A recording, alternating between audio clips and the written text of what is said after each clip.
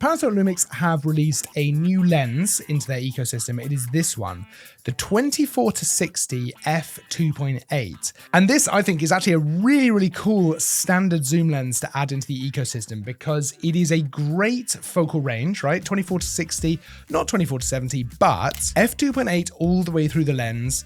Pretty affordable for an f2.8 zoom, actually.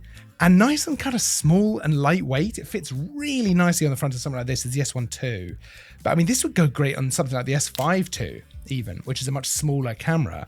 I just think that actually by sacrificing that 10mm at the end, what it has achieved is keeping the lens nice and small, nice and light, and like I say, pretty affordable, which is really important with something like this. This could easily be your kind of everyday go-to lens. The imagery that you're able to capture from this, I think looks really good, whether you're shooting photo or video. It's nice and sharp. You're getting some great kind of shallow depth of field look to things, especially at the longer focal length, shooting at f2.8. Some lovely separation between subject and background. And the way it's set up on the lens to control, I think is really nice. So you've obviously got the zoom ring on there, which is a decent enough size considering that the lens is pretty small.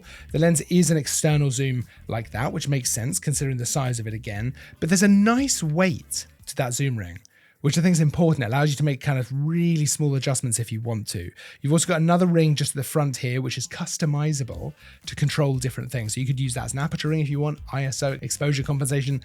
There's a lot you could do with that, which I think is pretty neat actually. And then of course AF/MF switch on the side, but you have also got a custom function button as well. Again, you can set this to do different things. And one thing that I think is pretty cool about that button is it is compatible with things like the hybrid zoom, right? Or the crop zoom that you can use where you essentially punch in digitally, which gives you just a different way to shoot. And I think being able to just press that on the lens to actually punch in like that, especially if you're shooting on something like the S1R II, you've got more resolution to play with. That's a cool feature. Right, that's a cool thing to be able to control on the lens as well. All in all, coming in under £900, f2.8 all the way through, 24-60, super versatile, again for photo and video, great everyday focal range to play with, and it feels good in the hands.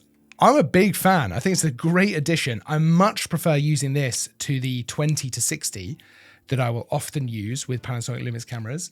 This is absolutely my preferred option when it comes to kind of your go-to lens like that. And the fact that it doesn't cost the earth, I think is a really nice touch as well. You can check out this along with the S1 II as well. There will be links to both of those down in the description so you can check them out for yourself. Don't forget to like, subscribe as well because there's new content all the time. I'll see you in the next video, but until then, as always, thanks for watching.